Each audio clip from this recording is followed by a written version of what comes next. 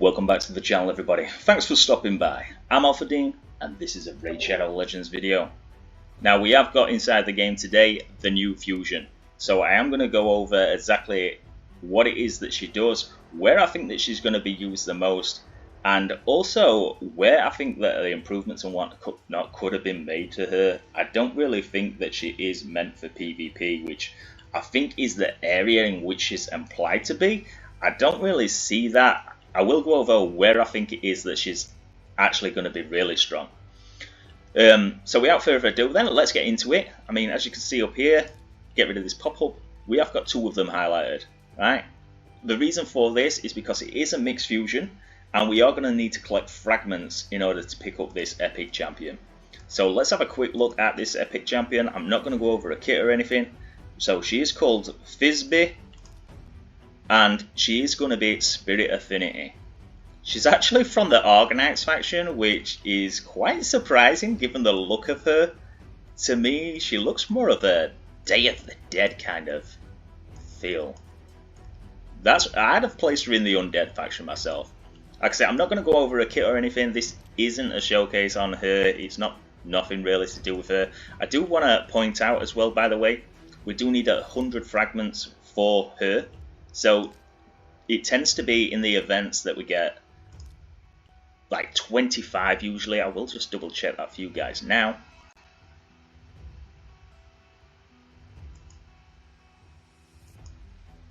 So yeah, in these events, normally you pick up your rare champions. So this is going to be 25 fragments for the epic. So that's instead of what it normally is with your rare champions and then fusing into your epics, etc, etc. If you've not done one of these fusions before, just bear this in mind, right? Here it does show 4 of these epic champions, which I've just shown that you do need to get your fragments for. However, these are not going to start off at level 50 or even at a 5-star. So if you're looking at this thinking, right, I've just got to level her up to level 50, it's not going to take long, that is not the case. She is going to be summoned at this state. So she is going to be a 4-star, and she is going to need to be leveled up to level 40. She's going to need ascending, then ranking up into a 5-star, and then the same thing again, leveling up to level 50, ascending, and then only then can you summon your Mavara. So don't get it into your head that when you fuse her, all you've got to do is level her to level 50. If you're thinking that, you are going to have a rude awakening. So yeah, just bear in mind, she does come as any other epic does in a 4-star. You are going to need the potions and whatnot for her. So in regards to, if we can get rid of these pop-ups, Valerian loves the bloody pop-ups. So in regards to these potions then, what you're going to be needing for this is, in regards to the spirit potions, you are going to be needing a total of 160 of these greater ones. And then you're also going to be needing 36 of these superiors. And that's for the spirit. For your magic, you're not going to need any of the greater ones, but you are going to need superiors. And for that, you are going to need 15. And then in regards to your arcanes, you're going to need a lot more of these arcanes, because you're going to need them for your legendary and your epics. So it's going to be a total of 125 of these greaters, and then 27 of these superiors. So hopefully you've got that at hand. We have had a little bit of time to prepare for this, so hopefully you have got that. I've got enough. I haven't actually farmed these for a long time. I am going to need to start doing that in regards to my arcane at least. I am getting quite low on there. So let's go and take a look at the actual fusion now that we've got that out of the way. So like I said, you are going to need 4 of these epics to fuse into your Mavara. So looking at Mavara's kit then. So on her A1, strike on my mark, attacks 1 enemy, places a further buff for 2 turns on a random ally except this champion. If the randomly selected ally is under a further buff, places it on another randomly selected ally. Okay, so it's not a waste if she gets an extra turn, so not bad. Allies under a further buff have a 50% chance of joining the attacks of other allies under a further buff. This champion will not join in any attacks, which kind of makes sense because she can't place further on herself. Unless maybe other... So if you was to bring in another champion that places further, maybe this also takes effect, and that's why it's stating that there. But yeah, moving on. This champion will not join in any of the attacks. Yeah, we read that. If there are multiple champions on the team with this skill, only one will activate. That's normal. This skill will not activate on duplicate copies of this champion if this particular champion is dead. Okay. A2. Places a 25% strengthen buff and a 50% increase resistance buff on all allies for 2 turns. This is the Nexus of Silk, by the way. Also, equalizes the HP levels of all allies. The HP levels of all allies will be brought up to the level of the ally with the highest HP. So this is similar to the Night Revenant Senacia. She does an ability pretty much, I mean, it probably is exactly this actually, to be fair.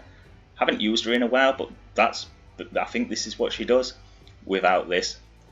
So it's not the best skill in the world, but it's not bad. It can be useful, and the strengthen here as well is pretty good. Increased res is very situational, very niche. So onto the A3, the Web's Whisper. Revives an ally with 50% HP and 50% turn meter. Then places a perfect veil buff on all allies except this champion for 2 turns.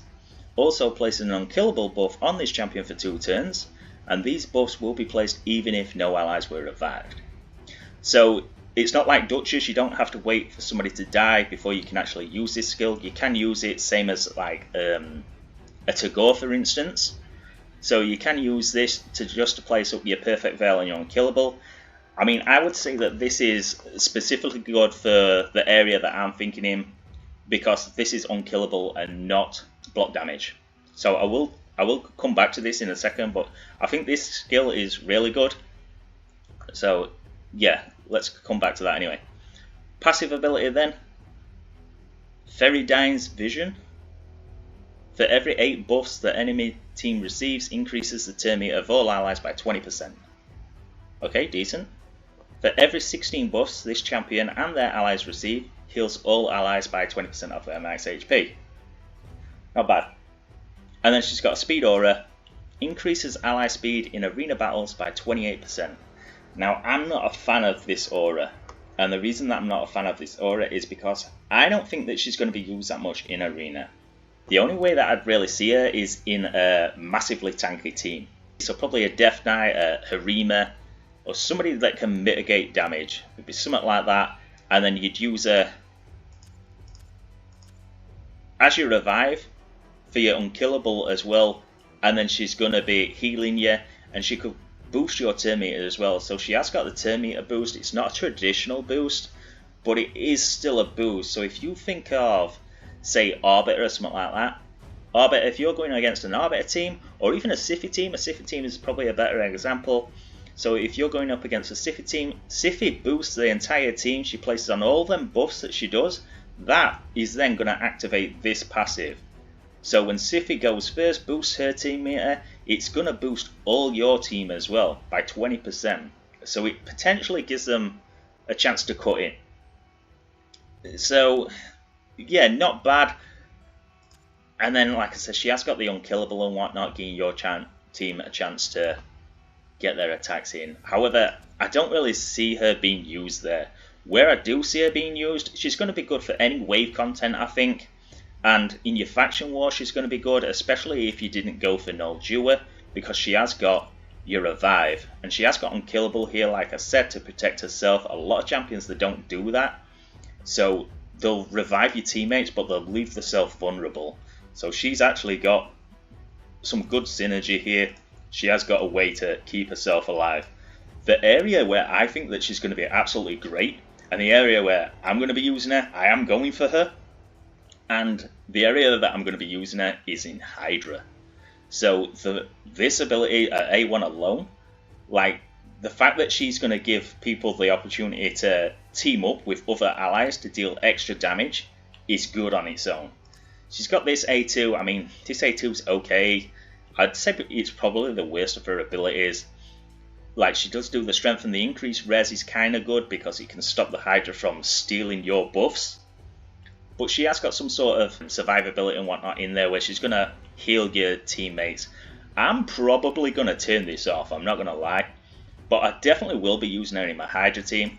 And then this ability here, so she revives an ally with 50% HP and 50% turn meter. She puts on your Perfect Veil, and she puts Unkillable up. Now, I said that I'd come back to this Unkillable. So the reason that this is good for the likes of Hydra is if the Hydra does steal your buffs, this isn't block damage. So you can carry on dealing damage to that Hydra head. Your Hydra heads, they're not going to take no damage because it's not block damage, it's unkillable. So for me, this just screams Hydra. And then for every buffs the enemy team receives, so that even your Hydra heads, they get buffs. That's going to increase the turn meter of all your team and giving them, again, more chance for them to deal extra attacks. And then also, for every 16 buffs this champion and their allies receives, heals your whole team. There's more people on your team in Hydra than anywhere else.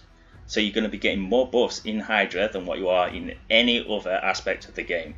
So yeah, that's why I think, to me, she's like more of a Hydra specialist than a speed. So this should be speed in all battles by 19%, and it'd make her loads better.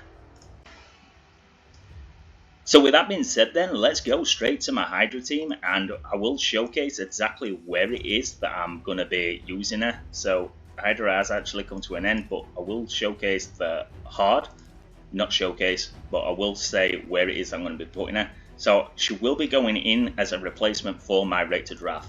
So if we take a quick look at Rector Draft, you will see why it is that she's going to be a better option for this.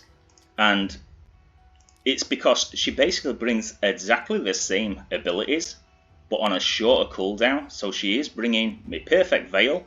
She's got the heal, obviously, from the passive. She's got it on the A2 as well. However, I think that I will be turning that off. And then she's got your single target revive as well. So the new champion covers all of those abilities, and she just does a better job of it. So yeah, I think Mavara is going to slot in absolutely lovely there, and that is the main area that I see her being used. I think for any other wave content, she's going to be good. And I think even in your faction wars, especially if you didn't pick up Noljua, by the way, she's going to be absolutely great there. She is a revive. Revives are always good to get. And yeah, I just think that she's really good there. In regards to the fusion calendar, I have got that, so I will post that up on screen for you. So if you want to take a screenshot of this and then you've got it for your personal use, you can just mark them off as and when you go through your events.